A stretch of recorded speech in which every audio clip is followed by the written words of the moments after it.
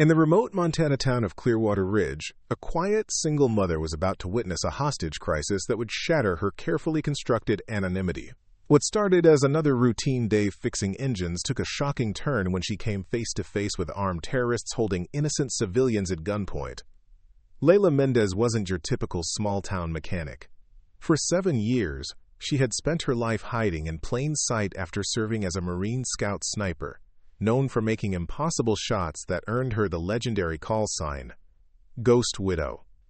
When she encountered 3 professional gunmen holding hostages 437 yards away through a blizzard, she had no idea they were part of a billion-dollar weapons trafficking conspiracy. Leila retrieved her hidden rifle and made a precision headshot that would lead to exposing a network of government corruption reaching the highest levels of power. What began as a mother's instinct to protect her community would become a deadly game of cat and mouse with rogue intelligence operatives. The peaceful town of Clearwater Ridge would never be the same after Ghost Widow emerged from 7 years of silence to hunt the hunters. Before we jump back in, tell us where you're tuning in from, and if this story touches you, make sure you're subscribed, because tomorrow I've saved something extra special for you. Leila Mendez had always been invisible in Clearwater Ridge, Montana, and that's exactly how she wanted it. The small town sat like a forgotten coin between rolling hills and endless sky, where everyone knew everyone's business except hers. For 7 years, she'd run Ridge Auto Repair from a weathered building on the outskirts of town, fixing trucks and tractors with hands that moved like they remembered something nobody else could see. Every morning before dawn, locals heard the same sound drifting from behind her shop, a deep mechanical rumble that shook windows 3 blocks away. They called it Leila's thunder, joking that she must be rebuilding jet engines back there. If only they knew how close to the truth they were. Leila was 34, but carried herself with the controlled grace of someone who had learned to move through the world like smoke. Her dark hair was always pulled back under a faded baseball cap, and her brown eyes held a stillness that made people think twice before asking too many questions. She wore the same uniform every day. Jeans, boots, and a navy tank top under an oil-stained jumpsuit she never fully zipped. A thin scar ran along her collarbone, barely visible, but always there like a signature she couldn't erase. The townspeople had theories, of course. Some whispered she'd fled an abusive marriage. Others suspected she was hiding from the law. Old Henry at the diner swore she'd been in the military, pointing to the way she stood at attention when the flag went up at the school. But Leila answered only what needed answering, maintaining an invisible barrier that said, quote, "this far and no further." What they didn't know was what sat hidden in the hangar behind her shop, concealed by overgrown oak trees and rusted chain-link fencing. Inside that structure, which didn't appear on any recent satellite images, was a collection of equipment that would make a Pentagon quartermaster weep. Not just tools, weapons. Surveillance gear. Communication devices that could reach satellites orbiting overhead. And in the center of it all, wrapped in military-grade tarps, a rifle case that hadn't been opened in 7 years. This particular Monday, storm clouds gathered on the horizon, not just weather, but something that would shatter the quiet life she'd built. Leila was deep under a Ford F-150's chassis when she heard footsteps approaching, light and quick on the gravel. She knew that gait before she saw the worn sneakers. "Mom, you under there?" Sophia's voice carried the careful tone of a 12-year-old who had learned not to startle her mother. Leila slid out from under the truck, wiping grease from her hands. Sophia stood in the doorway, backpack slung over one shoulder, brown hair escaping from a ponytail in the same untamable way as her mother's. She had Leila's eyes, but with a brightness that hadn't been dimmed by the weight of secrets. "How was school?" Leila asked, though she was already scanning Sophia's posture, her expression, the set of her shoulders. Threat assessment had become as natural as breathing. "Mrs. Henderson wants to know if you can help with the winter carnival," Sophia said, settling onto a milk crate that served as her unofficial seat in the garage. "They need someone to fix the generator for the lights." Leila nodded, already calculating how to help without drawing too much attention. "I'll talk to her." Sophia studied her mother's face with the intuition of a child who had learned to read between lines. "You always help everyone, but you never let them help you back." The observation hit deeper than Sophia probably intended. Leila had spent 7 years building walls, helpful enough to be trusted, distant enough to remain mysterious. It was a careful balance, and her daughter was beginning to notice the seams. "Sometimes helping is easier than being helped," Leila said finally. Before Sophia could respond, the sound of another engine interrupted them. Leila's head turned toward the road with the sharp attention of a predator hearing footsteps in the forest. A beat-up Honda Civic pulled into the lot, music thumping from speakers that had seen better days. Nico Alvarez unfolded himself from the driver's seat with the lanky awkwardness of 17. His jeans were covered in grease stains that rivaled Leila's jumpsuit, and his eyes held the eager intensity of someone who lived and breathed mechanics. He'd been coming by after school for months, drawn by the precision of Leila's work and her willingness to teach without asking questions about his own difficult home life. "Hey, Ms. Mendez," he called, grabbing a toolbox from his trunk. "You still up for showing me that transmission rebuild?" Leila glanced at Sophia, who rolled her eyes with the exaggerated patience of a younger sister dealing with her mother's favorite student. "Go ahead," Sophia said. "I've got homework anyway." As Sophia headed toward the small apartment above the garage, Leila led Nico to the workbench where a disassembled transmission lay in carefully organized pieces. Teaching him was both a pleasure and a challenge. His enthusiasm reminded her of herself at that age, before the world had taught her that some knowledge came with blood attached. "Remember what I told you about the valve body?" she asked, watching as Nico examined the complex array of springs and channels. "It's like the brain of the transmission," he said, handling the component with the reverence it deserved. "Controls all the fluid flow, shifting patterns." He paused, frowning. "But this one looks different, modified." Leila's hands stilled. The kid had good eyes, too good. The transmission he was examining had indeed been modified, part of a military vehicle she'd salvaged and stripped for parts years ago. The modifications were subtle, designed for vehicles that needed to operate in conditions where failure meant death. "Some transmissions are built for specialized applications," she said carefully. "Different requirements, different solutions." Nico nodded, accepting the explanation but filing it away with the growing collection of small mysteries he'd noticed about his mentor. The way she moved tools with military precision. The fact that she could diagnose engine problems by sound alone. The security cameras hidden around the property that she thought he hadn't spotted. As the afternoon wore on, Leila found herself relaxing into the familiar rhythm of teaching and learning. Nico's questions were intelligent, his observations sharp, and his respect for the craft genuine.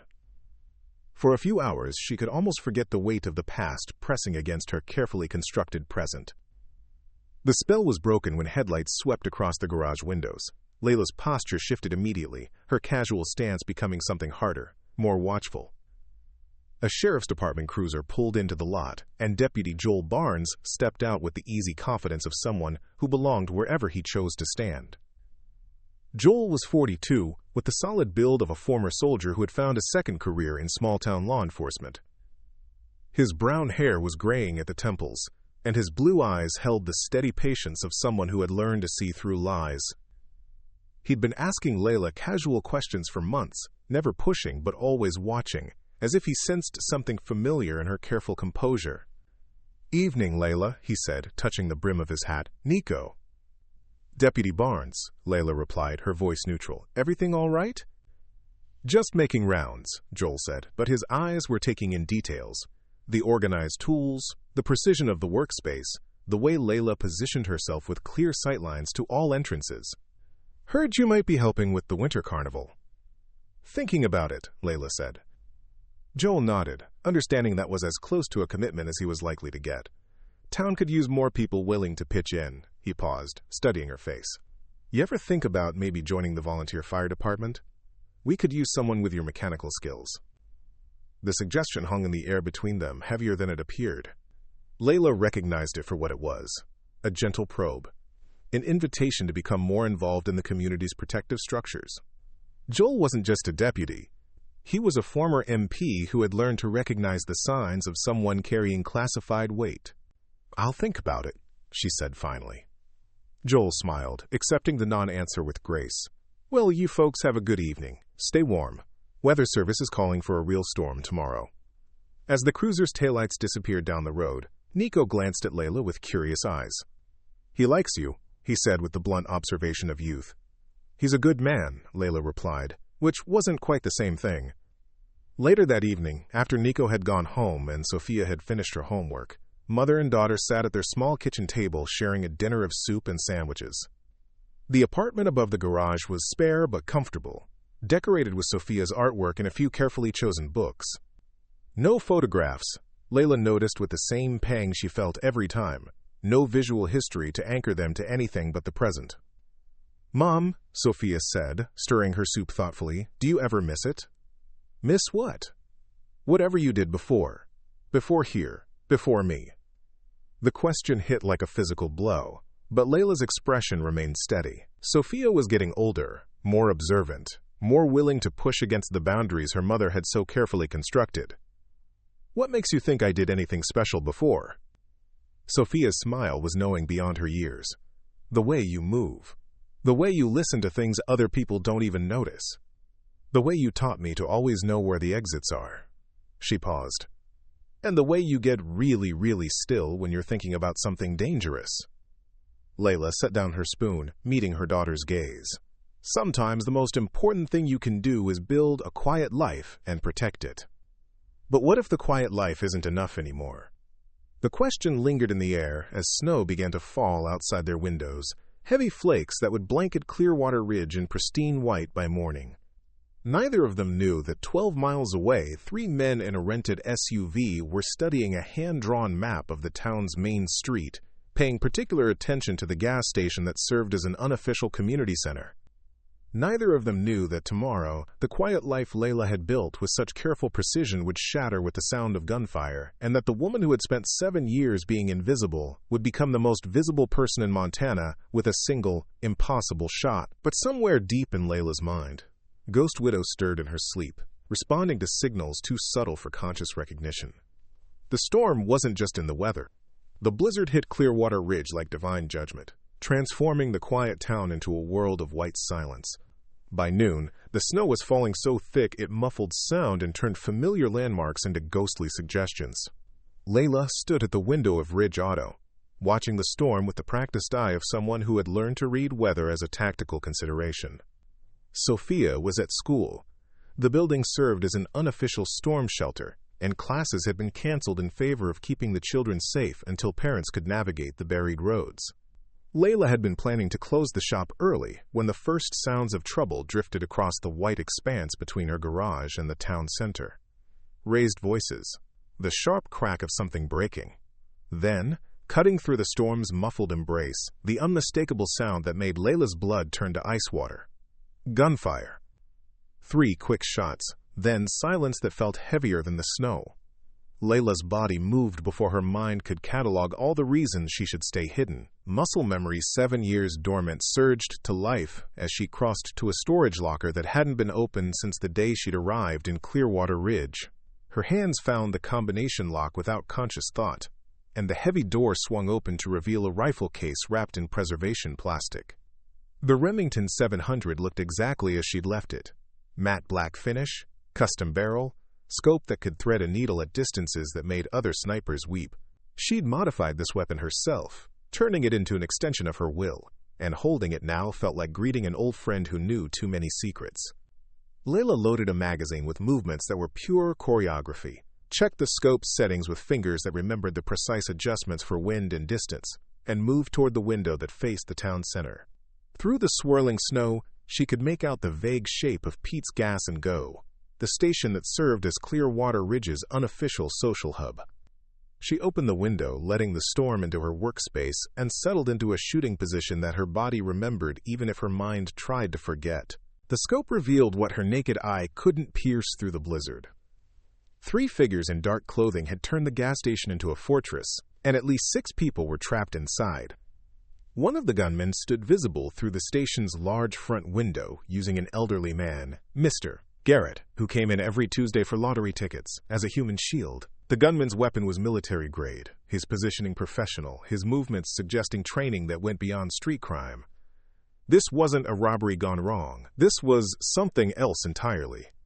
Leila's scope tracked across the scene, cataloging details with the automatic precision of Ghost Widow awakening from her long sleep. Distance, 437 yards. Wind, gusting from the northwest at approximately 15 miles per hour. Temperature, 28 degrees and falling. Barometric pressure, dropping with the storm. All factors that would affect the bullet's flight path. All variables she had calculated thousands of times in places where failure meant innocent people died. Through the scope, she saw the gunman gesture with his weapon, saw Mr. Garrett's terrified face, saw other hostages pressed against the station's far wall. She saw Deputy Joel Barnes' cruiser positioned behind a snowdrift, saw Joel himself crouched behind the engine block with his service weapon drawn but useless at this distance. One shot, that's all she would get before the gunmen realized they were being hunted by something more dangerous than small-town law enforcement. One shot to save lives or reveal herself as the weapon she'd spent 7 years trying to forget. Leila's breathing slowed to the meditative rhythm she'd learned in places whose names were still classified. Her heartbeat steadied to the metronomic precision that had made Ghost Widow a legend among people who trafficked in legends. Her finger found the trigger with the gentle pressure of a lover's touch. The wind shifted, and Leila adjusted her aim by millimeters. Through the scope, she could see the gunman's face clearly now, concentrated, professional, scanning for threats, but never imagining that death was watching him through a lens from nearly half a mile away. The shot, when it came, was almost anticlimactic. A gentle squeeze, a barely perceptible recoil, the whisper of a bullet cutting through falling snow at nearly 3,000 feet per second. Leila didn't need to watch the result. She felt it in her bones, the familiar sensation of a perfect shot placed exactly where it needed to be. The gunman dropped like a marionette with cut strings, the clean hole through his skull testament to precision that belonged in textbooks. The remaining 2 gunmen froze for a crucial second, scanning for a threat they couldn't locate, couldn't comprehend, couldn't fight. That second was all Joel Barnes needed. Moving with the aggressive competence of a former military policeman, he advanced on the gas station as the remaining gunmen struggled to process the impossible mathematics of their partner's death. By the time they realized they were facing something beyond their training, Joel was inside, and the hostages were safe. Leila was already moving, breaking down the rifle with movements so automatic they seemed choreographed. The weapon disappeared back into its case, the case returned to its locker, the locker sealed as if it had never been opened. By the time the first sirens began to wail across the snow-covered town, Leila Mendez was just another concerned citizen watching the emergency response from her garage window. But Ghost Widow had returned to the world, and that change was written in the precise hole through a gunman's skull at an impossible distance in a blizzard that should have made such a shot an act of divine intervention. Within an hour, the story was spreading beyond Clearwater Ridge. Within 3 hours, it was on social media. Within 6 hours, it was national news. Mystery sniper saves hostages in Montana blizzard. The shot heard around the world, and the woman who fired it was already calculating how long she had before the past came looking for her.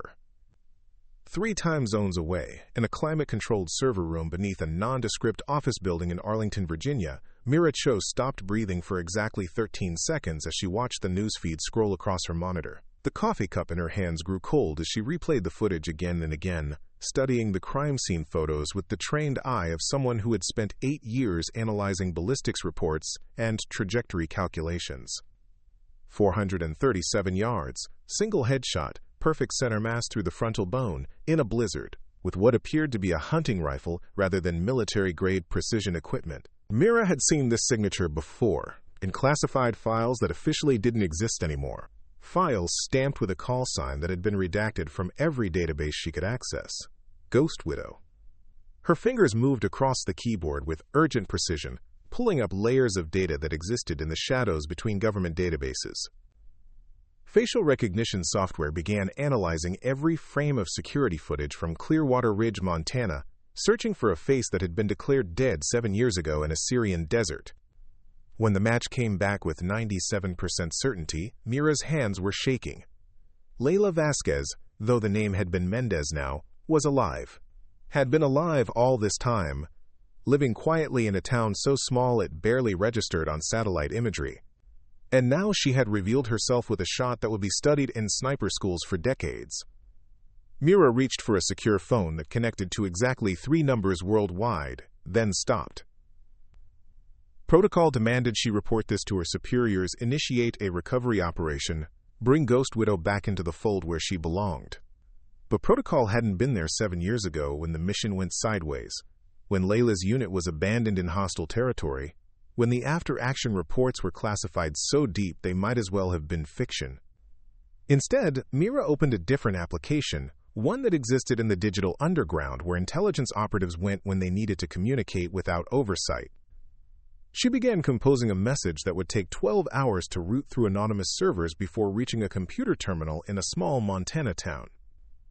Meanwhile, in a corner office overlooking the Potomac River, Quinn Rourke was having a very different reaction to the same news footage. Where Mira saw a lost operative, Quinn saw a complication that threatened an operation 3 years in the making.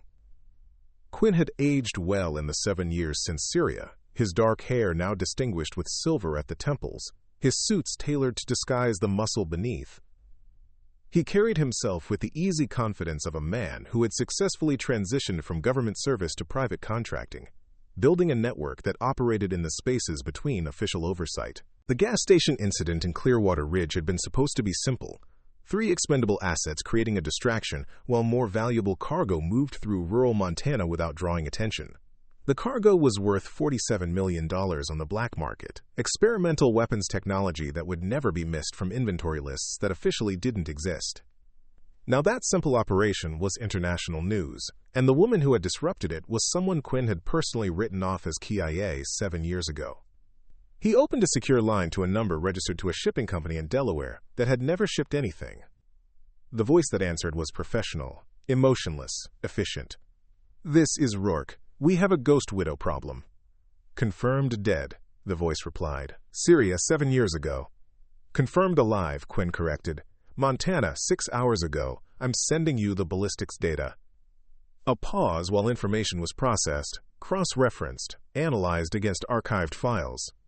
"Orders?" Quinn considered his options.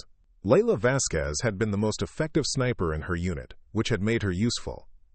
She had also been uncompromising in her ethics, which had made her dangerous. Her reappearance threatened not just the Montana operation, but the entire network Quinn had built in the shadows of official sanction.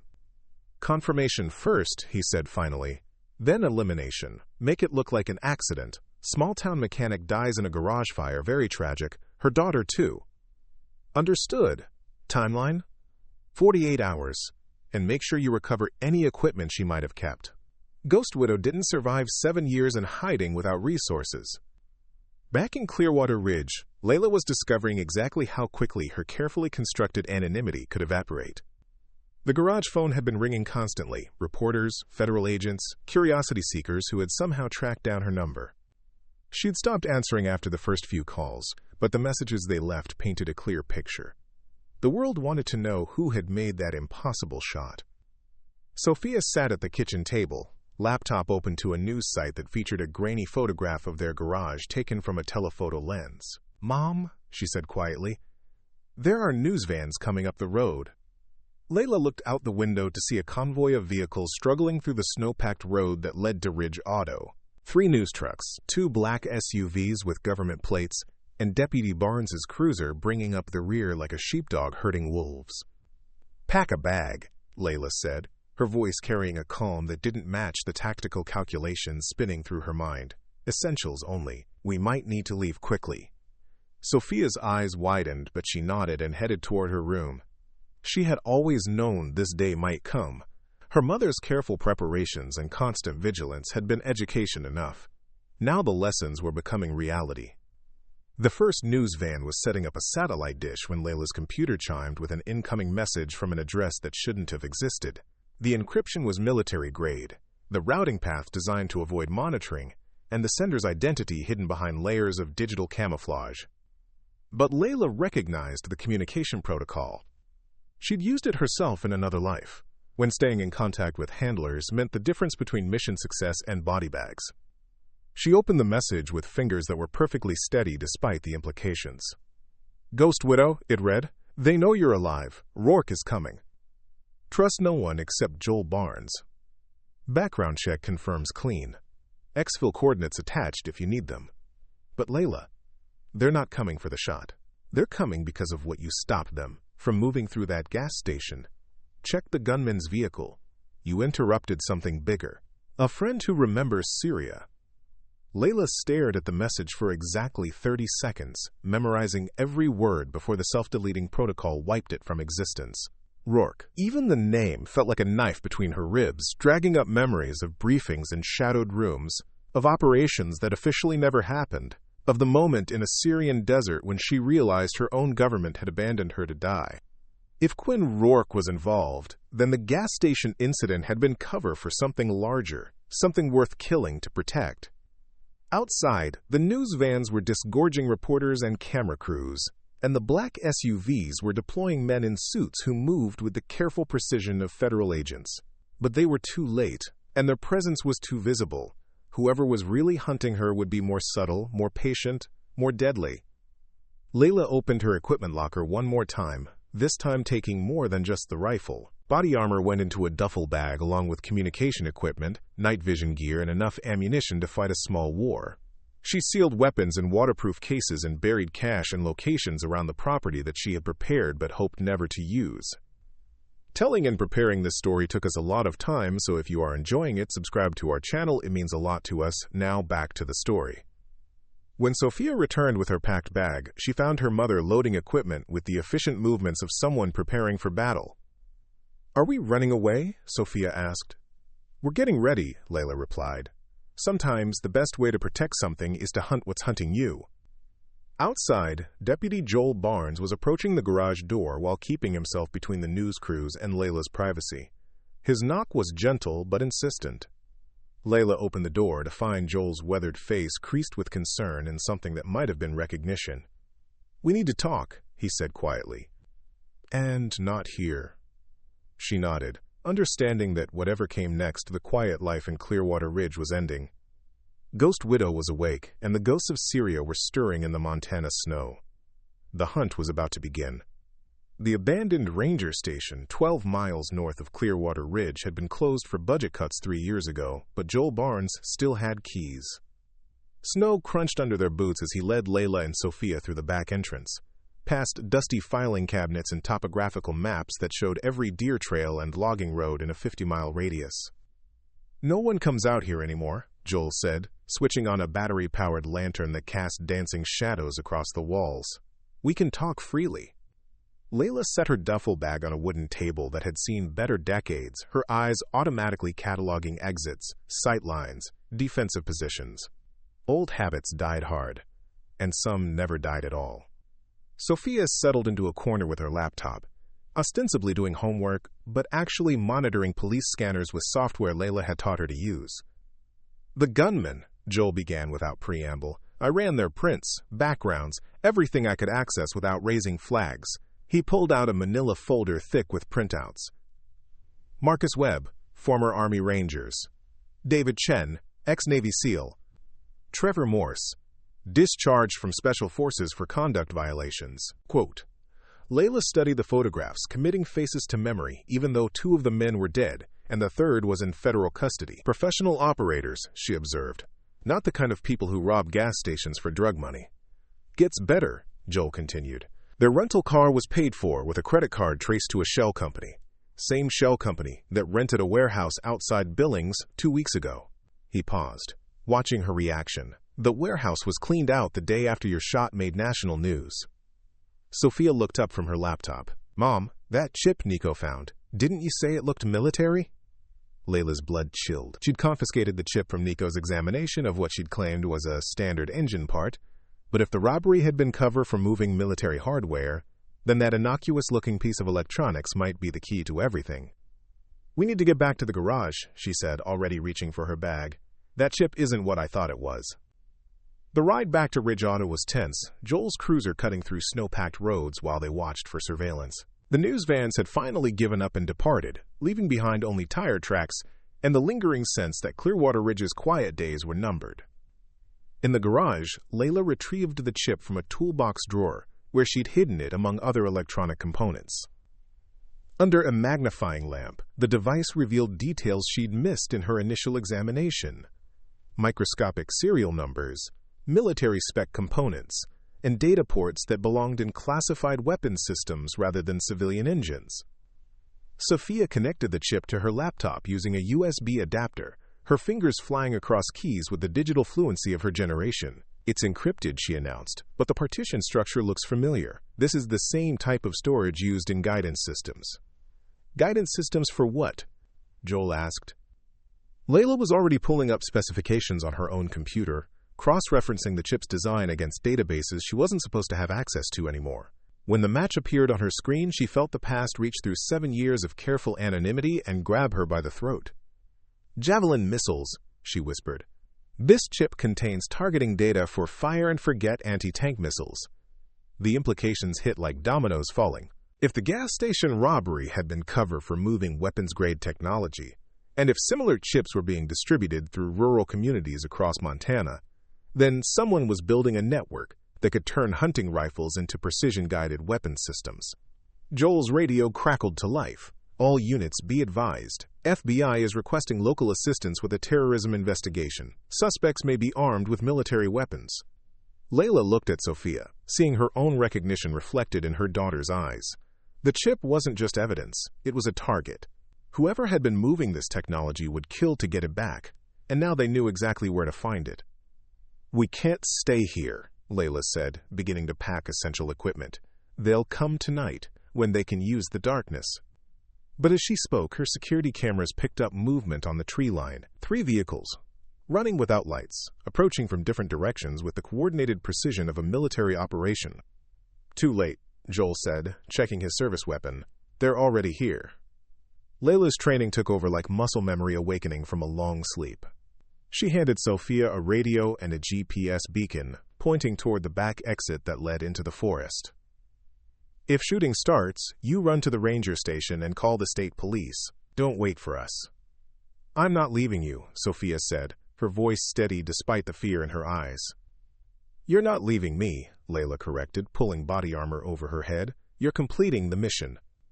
Through the garage windows, they could see figures moving in the darkness, professional shapes that flowed between cover points with practiced efficiency. These weren't the same crude operators who had hit the gas station. These were the people who cleaned up messes, who made problems disappear, who left no witnesses and no evidence. Leila checked her rifle and settled into a shooting position that gave her clear fields of fire toward the approaching threats. Ghost Widow was fully awake now, and she remembered exactly how to hunt the hunters. The attack came at 0347 hours, precisely when human alertness reached its lowest ebb and even trained sentries struggled against the biological imperative to sleep. But Leila Mendez hadn't survived 7 years in hiding by following normal human patterns. She watched through night vision as the Hawk team, 5 operators moving with surgical precision, took their positions around Ridge Auto. They'd studied the building plans, identified the exits, calculated angles of approach that should have left no room for resistance. What they hadn't calculated was that Ghost Widow had spent 3 years in desert warfare learning to turn any environment into a death trap. The first operator never saw the tripwire connected to a motion sensor that triggered a spotlight, temporarily blinding his night vision and marking his position. Leila's shot took him center mass before he could adjust, the suppressed rifle coughing quietly in the darkness. The remaining 4 operators immediately shifted to assault formation, but Leila was already moving. She'd spent months after arriving in Clearwater Ridge preparing defensive positions throughout the garage complex, creating overlapping fields of fire and concealed routes between hardened positions. Joel Barnes crouched behind an engine block that provided cover from most angles, his service weapon ready but knowing he was outgunned and outclassed. This wasn't small-town law enforcement anymore. This was warfare, and the woman beside him was conducting it with an artistry that belonged in textbooks. "Sophia's clear," he reported, watching the GPS tracker on his phone show a steady signal moving toward the ranger station. "State Police ETA is 20 minutes. "Too long," Leila replied, sighting through her scope at a muzzle flash from the tree line. Her return shot was rewarded with a grunt of pain and the sound of someone hitting the ground hard. These aren't the kind of people who leave witnesses for the police to interview. The third operator tried to flank through the garage's side entrance, moving with the confident aggression of someone who had never faced an opponent of Leila's caliber. She caught him in the doorway with a shot that demonstrated why Ghost Widow had been legend among people who trafficked in legends. But the remaining 2 operators were learning, adapting, using their numbers to pin her down while they maneuvered for better positions. Military training fought against military training in a deadly chess match played with bullets and shadows. "Contact left," Joel called, firing at a figure who had worked around to the garage's weak side.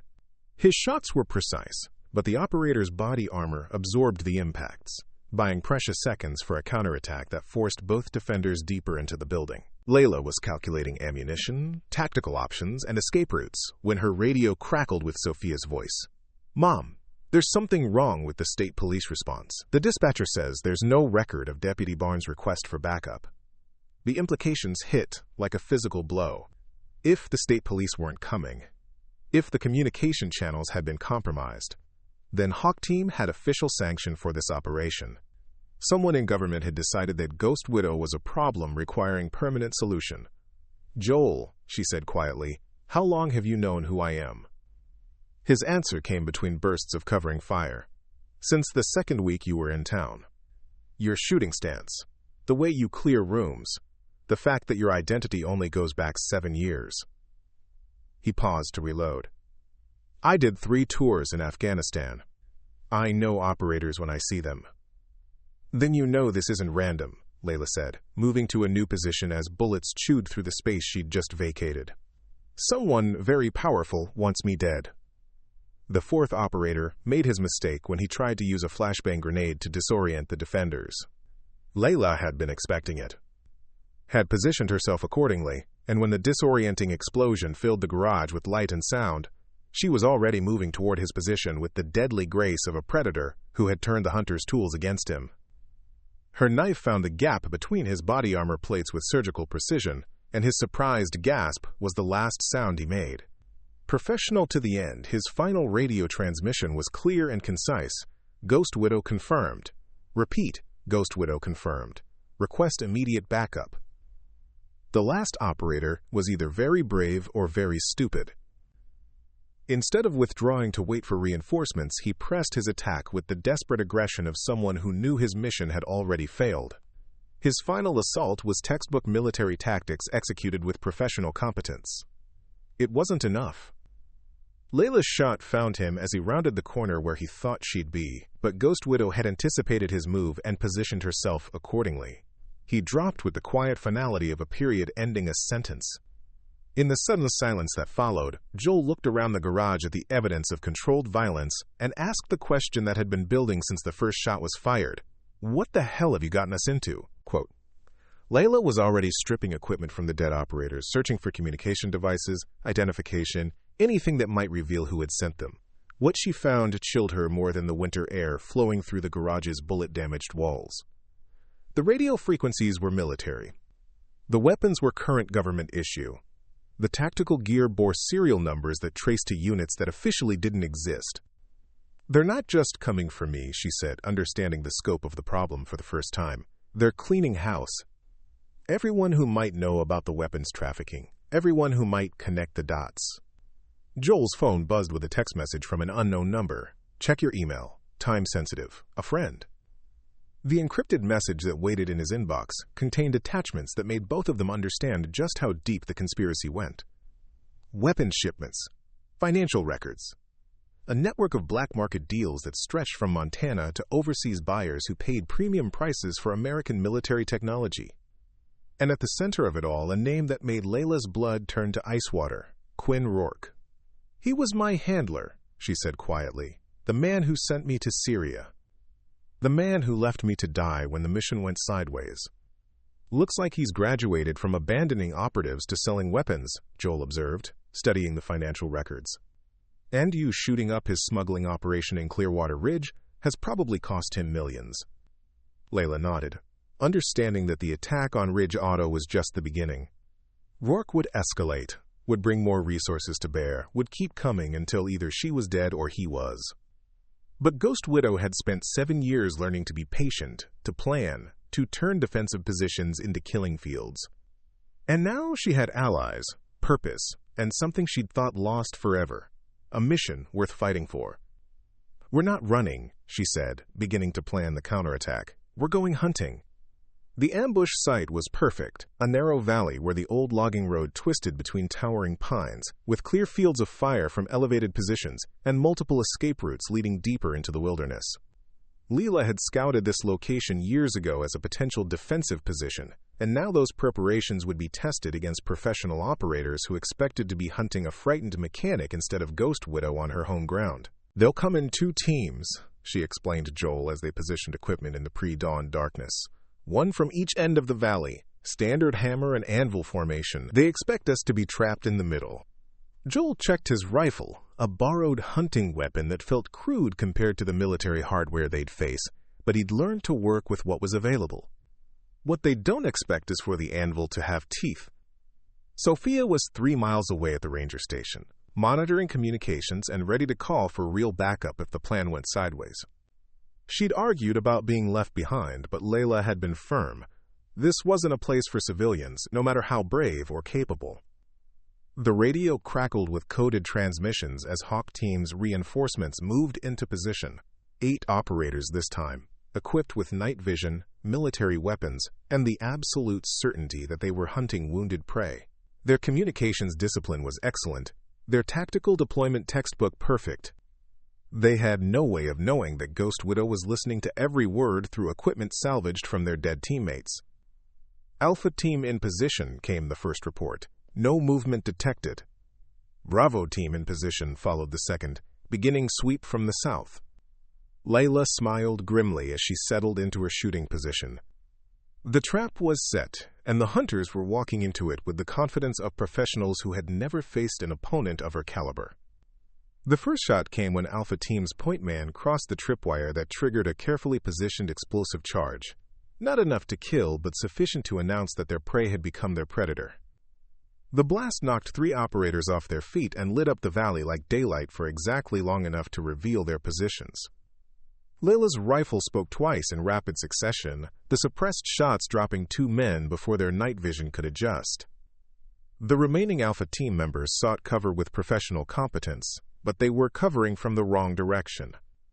Joel opened fire from his position on the valley's eastern rim, forcing Bravo Team to divide their attention between multiple threats. His shots weren't as precise as Leila's, but they were effective enough to disrupt their assault formation and buy precious seconds for Ghost Widow to reposition. "Contact! Contact! We have multiple shooters in elevated positions." The radio crackled with the first signs of desperation. Professional soldiers didn't panic, but they could be forced to recognize when a simple mission had become a complex problem. Leila moved through the forest with the silence of someone who had learned to hunt in places where noise meant death. Her next position gave her a clear shot at Bravo Team's leader, a man whose tactical discipline had kept his team alive through the initial exchange. His death changed everything. With their field commander down, the remaining operators began making the small mistakes that accumulated into large disasters. They moved predictably, sought obvious cover, failed to coordinate their fields of fire. Ghost Widow harvested them like wheat. The last operator, a young man whose body armor bore the scars of previous engagements, made his final transmission with the clarity of someone who understood he was about to die. "Base, this is Hawk 7. Mission failure. Repeat, mission failure. Target is not civilian resistance. Target is... oh shit." Leila's shot took him before he could complete his final report, but the damage was done. Someone in a command center far from Montana now knew that Ghost Widow was operational, prepared, and hunting the hunters with lethal efficiency. In the sudden quiet that followed, Joel emerged from his position with the shell-shocked expression of someone who had witnessed artistry performed with weapons. "Jesus Christ, Leila, that was..." "Necessary," she finished, already policing the battlefield for intelligence. The dead operators carried equipment that told a story of official sanction and unlimited funding. But more importantly, one of them carried a satellite phone with recent calls to a number she recognized. Quinn Rourke was taking personal interest now.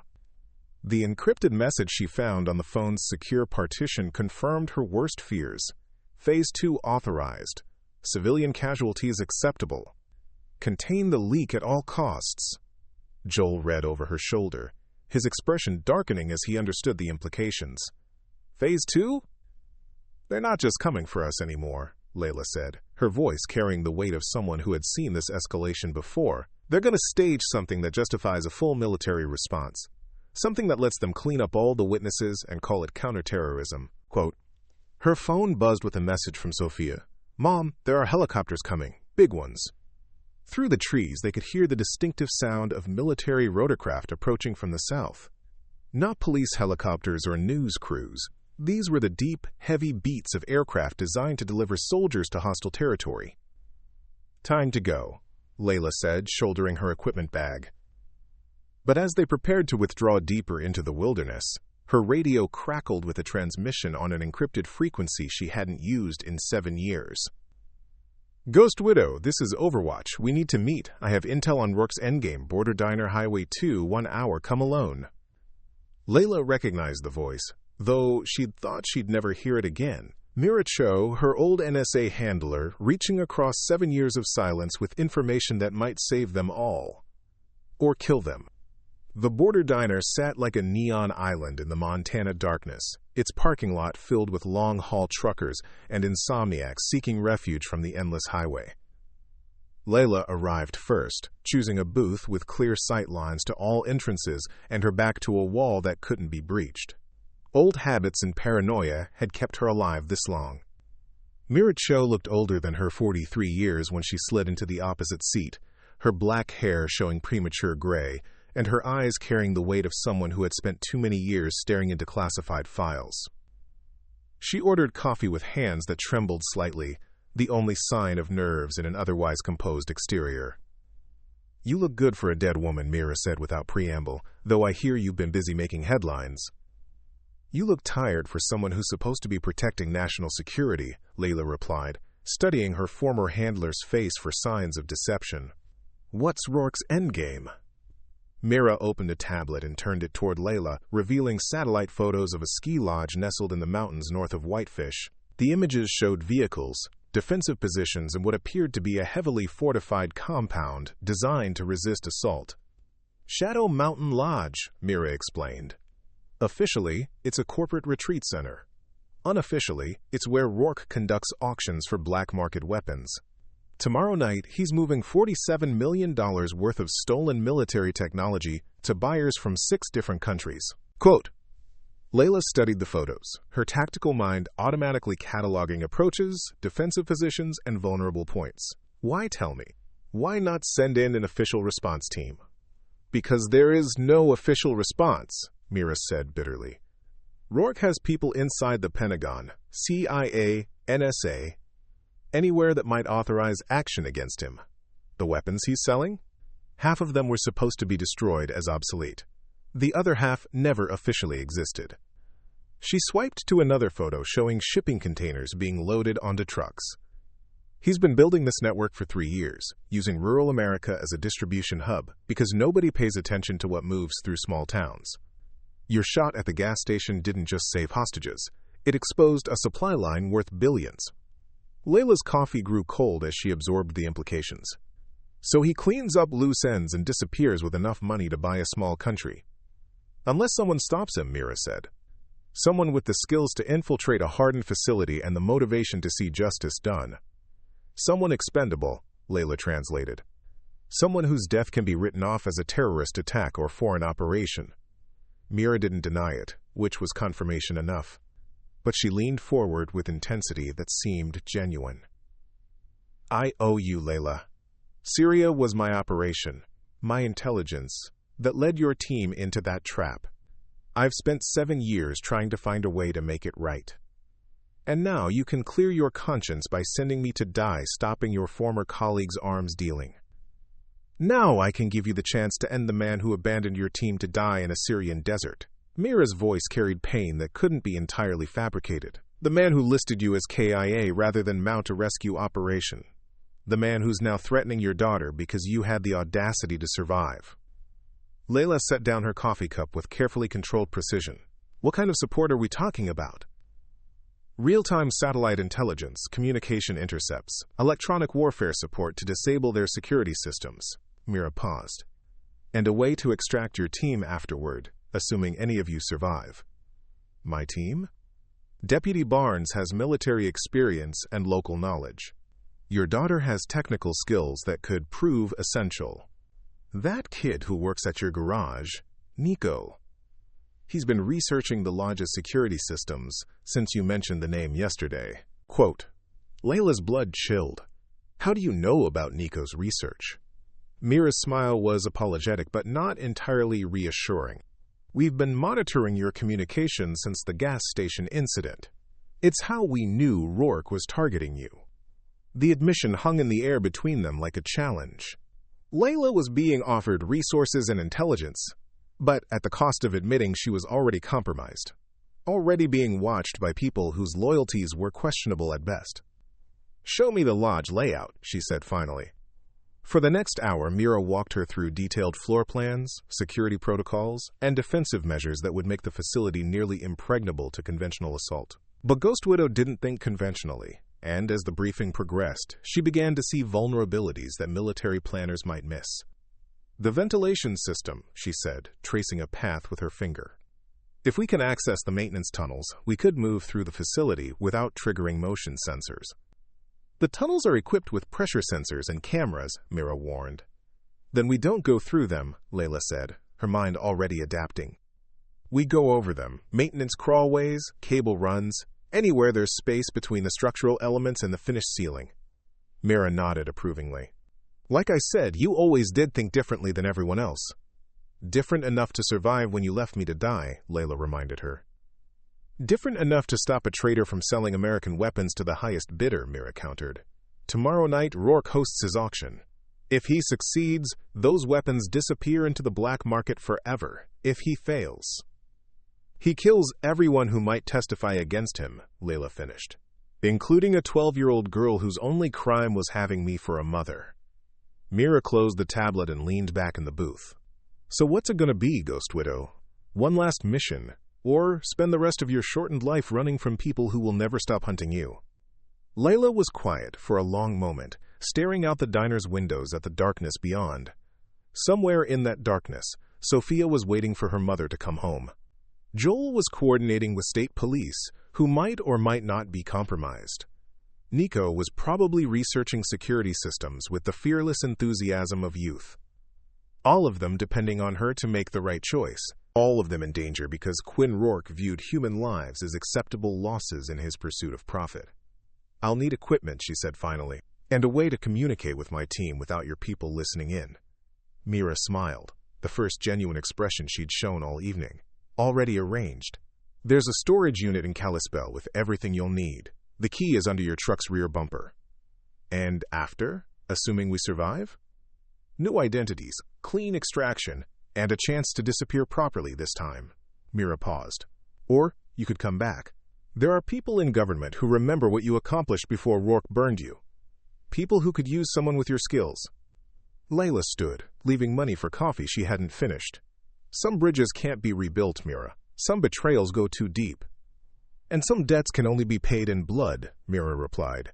"His blood, or yours." As Leila walked toward the door, her former handler called after her, "Ghost Widow, for what it's worth, I really am sorry about Syria."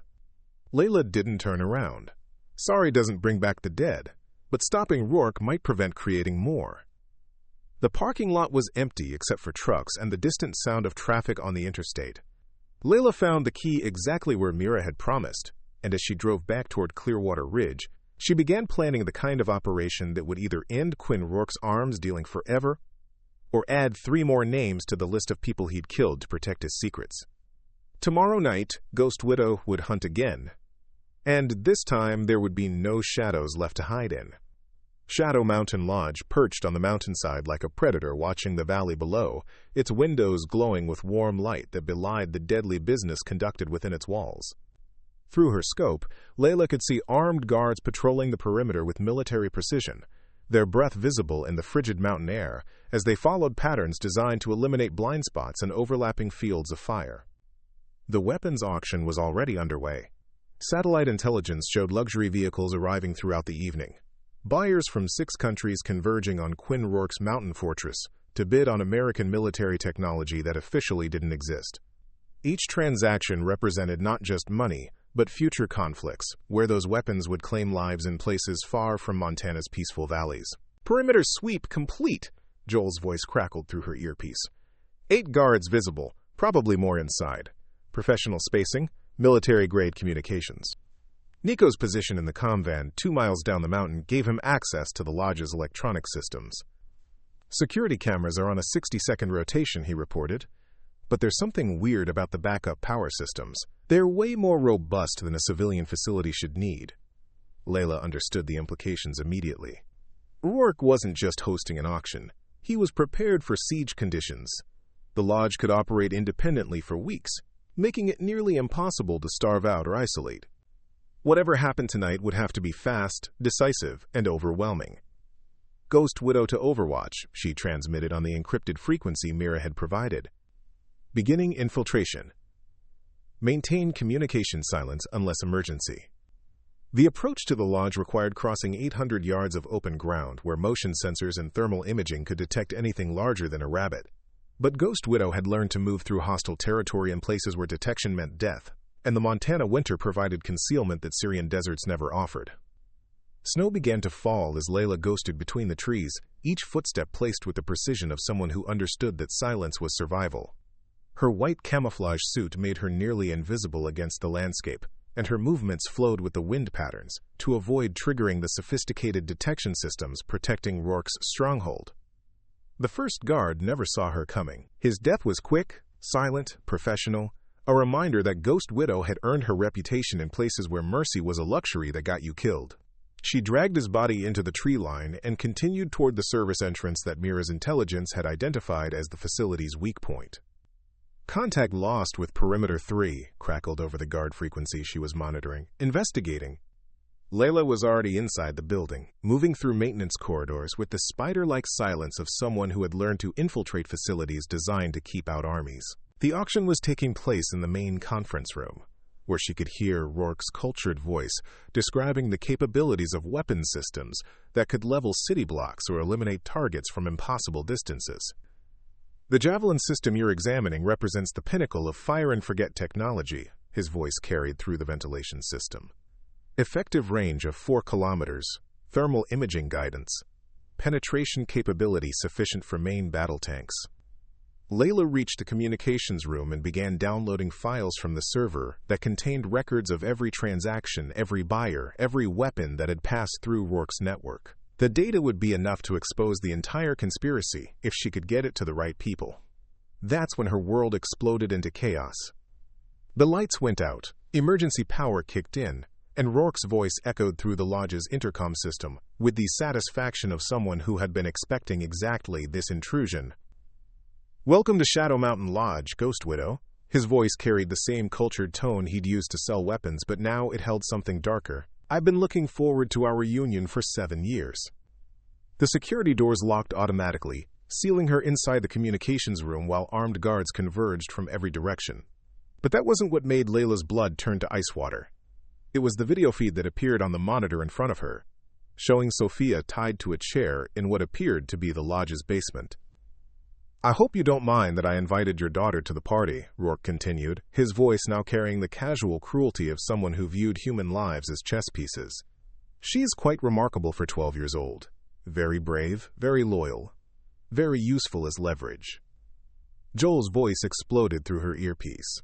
"Leila, they grabbed Sophia from the ranger station. Professional snatch team, military coordination." "I'm sorry, Joel, status report," she interrupted, her voice carrying the deadly calm that meant Ghost Widow was fully operational. "Pinned down by suppressing fire, but I can reach the main building. Nico's working on the electronic systems, trying to unlock the security doors." Leila was already moving, not toward escape but deeper into the lodge. The tactical situation had changed from infiltration to rescue, and Ghost Widow understood that some battles could only be won by moving toward the greatest danger rather than away from it. "Mom?" Sophia's voice came through the intercom, steady despite her fear. "I'm okay. He wants to make a deal with you." Rourke's laughter was audible, even over the sound of gunfire from outside. "Such a bright girl. Yes, Ghost Widow, let's discuss terms. You have something I need, the complete records of my network, which I assume you've downloaded. I have something you need, your daughter's continued existence." The conference room doors opened as Leila approached, revealing a scene from her nightmares made real. 20 buyers in expensive suits sat around a polished table laden with weapons that could equip a small army. At the head of the table, Quinn Rourke stood behind Sophia's chair with a pistol pressed against her temple. He looked exactly as she remembered from 7 years ago. Silver-haired, expensively dressed, carrying himself with the confidence of someone who had never faced consequences for his actions. The only difference was the cold satisfaction in his eyes as he finally confronted the woman who had survived his betrayal. "The famous Ghost Widow," he said, gesturing with his free hand toward the assembled buyers. "Gentlemen, you're witnessing history. The most effective sniper in her generation, thought dead for 7 years, now revealed to be nothing more than a small-town mechanic with delusions of heroism." "Let her go, Quinn," Leila said, her rifle trained on his center mass despite knowing that shooting him meant Sophia's death. "Your quarrel is with me." "My quarrel is with anyone who threatens my business," he corrected. "Your daughter is simply collateral damage. Though I admit, I'm curious how much she's worth to you." The standoff stretched across seconds that felt like hours, each participant calculating angles, possibilities, outcomes that led to either salvation or catastrophe. The buyers watched with the detached fascination of people accustomed to violence as entertainment, while Sophia met her mother's eyes with the calm courage of someone who understood that heroes sometimes made terrible choices. That's when the explosions began. Joel's assault on the main entrance coincided with Nico's successful penetration of the security systems, creating enough chaos to tip the balance in directions no one had anticipated. Emergency lighting strobed as the building's power grid struggled with multiple simultaneous failures, and the carefully orchestrated weapons auction dissolved into the kind of confusion that got people killed. Rourke's attention wavered for exactly half a second as he processed the sounds of his fortress being breached from multiple directions. Half a second was enough for Sophia to demonstrate that her mother's training had included more than just mechanical skills. She drove her elbow into his solar plexus with enough force to double him over and dove away from his pistol. Leila's shot took him through the shoulder, precise enough to disable without killing, because Ghost Widow understood that some men needed to face justice rather than just death. But as Rourke fell, his finger tightened on the trigger in an involuntary spasm that sent a bullet toward the daughter, who had just escaped his grasp. The sound that escaped Leila's throat was neither human nor entirely animal as she watched her world potentially end in muzzle flash and gunpowder. But Sophia was already moving, her mother's training embedded in muscle memory that saved her life by inches. The bullet shattered ancient wood where her head had been a microsecond earlier. Ghost Widow's second shot was less precise and far more personal. The data dump hit the internet at 0347 hours Mountain Time, cascading through news networks, whistleblower sites, and government databases with the unstoppable momentum of truth finally finding daylight. Mira Cho had kept her word. The files Leila had downloaded from Shadow Mountain Lodge were being disseminated to journalists, congressional oversight committees, and international law enforcement agencies faster than any suppression effort could contain them. 3 time zones away, Pentagon officials watched their secured communications light up with emergency traffic as the scope of Quinn Rourke's weapons trafficking network became undeniable. Shell companies, offshore accounts, delivery schedules, and buyer identities. 7 years of systematic theft and betrayal laid bare in spreadsheets and transaction records that made defense contractors' worst nightmares look like accounting errors. "Jesus Christ," muttered a colonel whose name would soon appear in classified hearings. "He sold enough weapons to equip a division.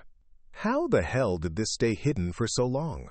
Quote, "The answer was sitting in federal holding cells across 6 states as dawn broke over a scandal that would redefine how America thought about military accountability. But the investigation was just beginning, and the man at the center of it all was bleeding out in a Montana lodge, while emergency medical teams fought to keep him alive long enough to face trial."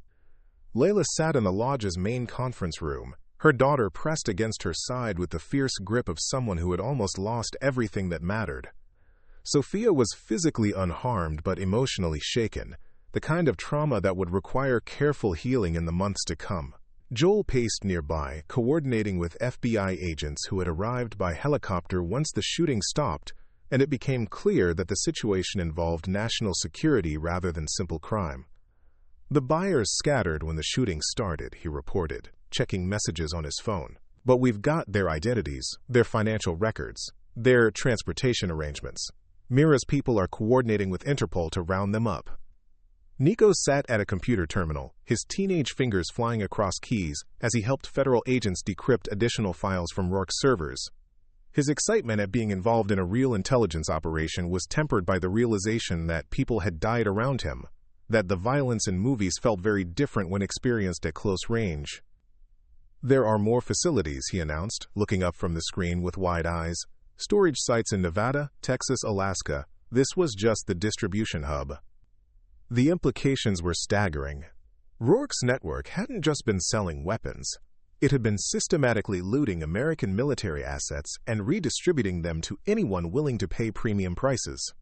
Foreign governments, terrorist organizations, private military contractors, even domestic extremist groups had been shopping in what amounted to a black market superstore for tools of war. Leila's satellite phone buzzed with an encrypted message from a number she didn't recognize. "Ghost Widow. Official thanks for services rendered. Clean extraction arranged if desired. New identity package available. Alternatively, consider consulting contract with Oversight Committee. Some bridges can be rebuilt. Congressional Intelligence Committee." Quote, she showed the message to Sophia, who read it with the serious concentration of someone old enough to understand that their lives were about to change again. "What do you want to do, Mom?" The question carried weight beyond its simple words. They could disappear again, find another small town, build another quiet life. Or they could stay and help ensure that men like Quinn Rourke faced consequences for their betrayals, that the weapons he'd sold were tracked down and neutralized, that the people he'd corrupted were held accountable. "I want to go home," Sophia said before Leila could answer. "I want to finish the school year in Clearwater Ridge. I want to keep learning about engines from you and programming from Nico. I want normal for a while." Joel looked up from his phone with a grim expression. "Might not be possible. There's chatter about a final contingency protocol. Rourke apparently programmed deadman switches into some of his operations."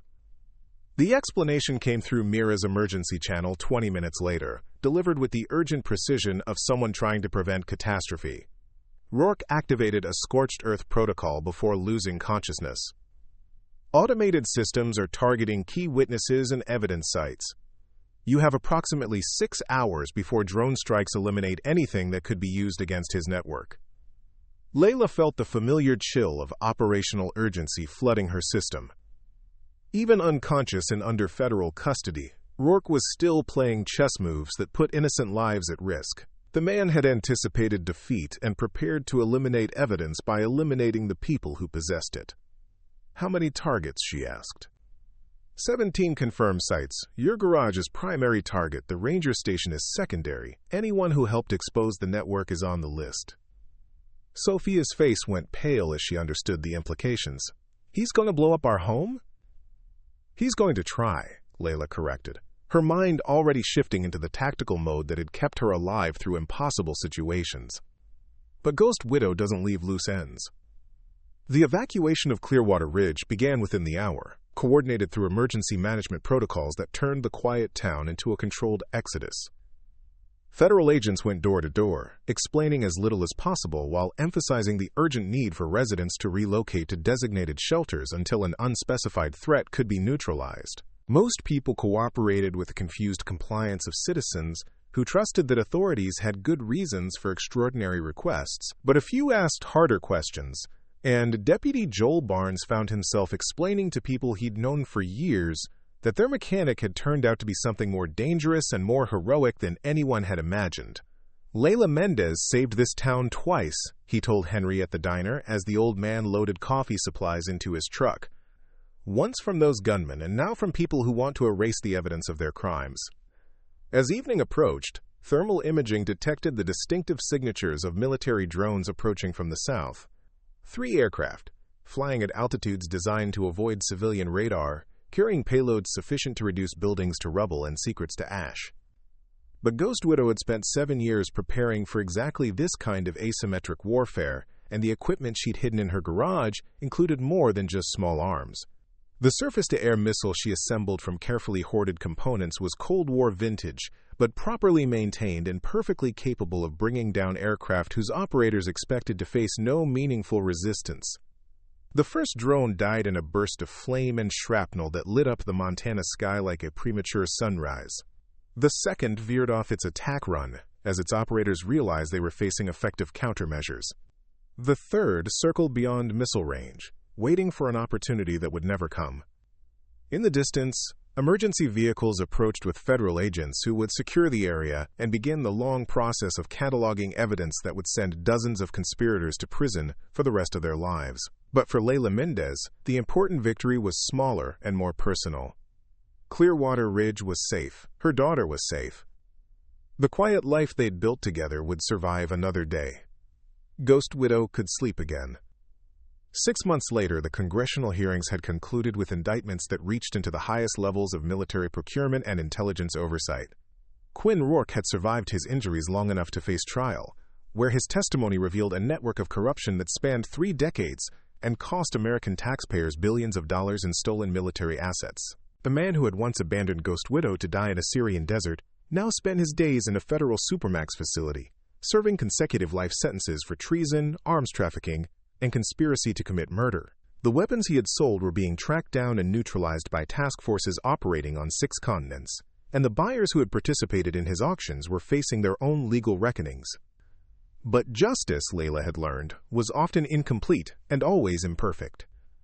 The secure phone rang in her Clearwater Ridge garage on a Tuesday afternoon when snow was beginning to fall and Sophia was at school studying for exams that would determine her high school placement. The caller ID showed only numbers, but the voice was unmistakably Quinn Rourke's, calling from a prison phone system that should have made such contact impossible. "Hello, Ghost Widow," he said with the same cultured tone that had once described weapons capabilities to international buyers. "I trust you're enjoying your quiet life." Leila's blood turned to ice water, but her voice remained steady. "How are you calling me, Quinn?" "Prison has many conveniences for those who understand how to access them," he replied. "And I wanted you to know that our business isn't finished. You cost me everything, but you can't cost me my life. That wasn't part of our arrangement." "We never had an arrangement," Leila said, already calculating how long it would take to reach Sophia's school and evacuate to the secondary safe house she'd prepared for exactly this possibility. "Oh, but we do now," Rourke continued. "You see, the weapons I sold weren't just military hardware. Some of them were experimental, prototypes that officially don't exist, equipped with technologies that make them impossible to track or neutralize." The implication hit like a physical blow. Even from prison, Rourke was orchestrating one final operation, using weapons that had already been sold to buyers who operated beyond the reach of law enforcement. "There's a device in circulation that was never meant to leave the laboratory," he explained, with the satisfaction of someone revealing a carefully planned surprise. "A man-portable nuclear device, primitive but effective. The buyer was quite specific about the target location." Leila's world tilted as she understood what he was saying. Clearwater Ridge. Such a lovely town, so peaceful, so isolated. When it disappears in nuclear fire, the investigation will blame foreign terrorists or domestic extremists. No one will connect it to our little disagreement.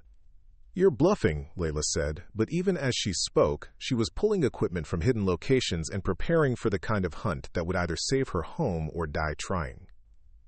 "Am I?" Rourke's laughter carried the same cold amusement she remembered from 7 years ago. "The device was delivered this morning to someone you know quite well. Someone who believes he's striking a blow against government corruption by eliminating the woman who exposed my network." The line went dead, leaving Leila alone in her garage with the certainty that the past had found one more way to threaten everything she'd built. But Ghost Widow had been hunting dangerous men for longer than she cared to remember, and she understood that some threats could only be stopped by moving toward them rather than away. Her phone buzzed with a text from Sophia. "Mom, there's a weird van parked outside the school. The driver keeps watching the building." Through her scope, Leila could see the van positioned for optimal surveillance of Clearwater Ridge Elementary, and her thermal imaging confirmed a human heat signature inside. But more importantly, her radiation detector was picking up emissions that shouldn't exist in a school zone. The final hunt had begun. Ghost Widow moved through the town with the silence of someone who had learned to stalk prey in places where detection meant death. The van's occupant was a local man whose financial records showed recent large deposits from offshore accounts. One of Rourke's recruited assets, probably convinced that he was striking a blow for freedom by eliminating a government operative. He never saw her coming. The device she found in the van's cargo area was exactly what Rourke had described. Primitive, deadly, and equipped with a timer that showed 43 minutes until detonation. Enough time to evacuate the town if she called for help, but not enough time to ensure that everyone would escape the blast radius. Ghost Widow had spent 7 years learning to disarm explosives in situations where failure meant innocent deaths, and her hands moved with practiced precision as she accessed the device's control systems. The design was unfamiliar, but the principles were universal. Interrupt the detonation sequence, isolate the nuclear material, render the weapon safe. 27 minutes later, she emerged from the van, carrying components that would be studied by nuclear security experts for months. The device was neutralized, the threat eliminated, and Clearwater Ridge was safe once again. But as she walked back toward her garage, Leila understood that this would never truly end. There would always be another Quinn Rourke, another network, another threat that required Ghost Widow's particular skills to neutralize. Some people were born to build quiet lives, and others were born to protect them. Sophia was waiting in the garage when she returned, her young face serious with the understanding that their life had changed again. "We're not really mechanics, are we, Mom?" Leila set down her equipment and pulled her daughter close, feeling the weight of choices that stretched back 7 years and forward into an uncertain future. "We're whatever we need to be to keep the people we love safe." That evening, as snow fell on Clearwater Ridge and the town settled into another peaceful night, Leila received one final message on her secure phone. Not from Rourke this time, but from someone whose voice she was learning to trust again. "Ghost Widow," Mira Cho said over the encrypted channel. "There's a situation developing in Somalia. Arms dealers using your old hunting grounds, threatening civilians who can't protect themselves. We could use someone with your particular skills." Leila looked at Sophia, who was doing homework at the kitchen table with the focused concentration of someone preparing for a future that stretched beyond small-town Montana. Her daughter was growing up, becoming someone who would soon make her own choices about what kind of person she wanted to be. "I'll think about it," Leila said finally, which wasn't quite a no and wasn't quite a yes. Some ghosts haunted the living, others protected them. Ghost Widow was learning the difference. The end. In the months that followed, reports began to circulate in intelligence circles about a freelance operative known only by her call sign, someone who appeared in conflict zones where conventional military response was impossible or inappropriate. She worked without official sanction, but with surgical precision, targeting arms dealers and human traffickers who operated beyond the reach of law.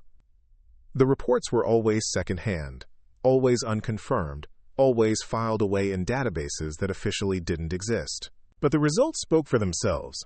Weapons shipments that never reached their destinations, trafficking networks that simply vanished, bad men who discovered that some ghosts were more dangerous than the living. And in a small Montana town called Clearwater Ridge, a mechanic named Leila Mendez continued to fix engines and raise her daughter, surrounded by friends who understood that some questions didn't need answers and some heroes preferred to remain invisible. The garage still echoed with what locals called Leila's thunder, but now they smiled when they heard it, knowing that someone was always watching, always ready, always prepared to protect the quiet lives that made America worth defending. Some shots were heard around the world. Others were fired in silence, by people who understood that the most important battles were often the ones that never made headlines. Ghost Widow rode again whenever the innocent needed protection, and the ghosts of Syria finally found their peace. Up next, we have 2 more incredible stories that are waiting for you. Just click the image you want to watch, and it will take you there. If you enjoyed this video, make sure to subscribe. It would mean a lot.